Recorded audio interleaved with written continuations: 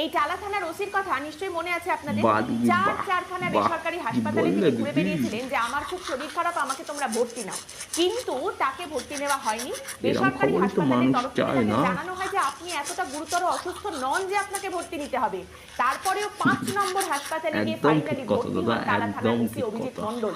এবং এই বিষয়টা নিয়ে কিন্তু মুখ্যমন্ত্রী একেবারে ক্যামেরার সামনে, মিডিয়ার দুপুরবেলায় সামনে করা খবর বৈঠকে পড়লেই রীতিমতো কিন্তু তোড়পে ছিলেন যে কেন অ্যাকশন ভর্তি নেওয়া নেবে হলো না টালা থানার ওসিকে। উপরতলার বেসরকারি চেয়ারে হাসপাতালগুলো বসালো ভর্তি কি? নিল না, নিশ্চয়ই বেসরকারি হাসপাতালের ডাক্তারদের এটা চক্রান্ত, আমি ওদের বিরুদ্ধে অ্যাকশন নেব, তাদের বিরুদ্ধে এমন ব্যবস্থা খবরই তো নেওয়া হবে। চায় একটি না। থানার ওসি, তার শরীর খারাপ কি শরীর খারাপ নয়, কি হয়েছে, প্রতিদিন কোথায় তিনি এই ভর্তি সময় হবেন, এই আপনাদেরকে বিষয়টা নিয়ে ভুলবেন না। হঠাৎ মুখ্যমন্ত্রীকে একেবারে ভরা হাটের মাঝে সালিশি করতে হবে কেন তাকে নিয়ে? সেই টালা সবার থানার আগে ওসিকেই সেরা কিন্তু খবর গতকাল নিয়ে আমি এই হাজির অভয়ার আপনাদের ধর্ষণ সাথে। খুনের তদন্তের ক্ষেত্রে এই এফআইআর দেরিতে করার মতো অভিযোগের ভিত্তিতে সিবিআই গ্রেপ্তার সেরা করেছে। সেরা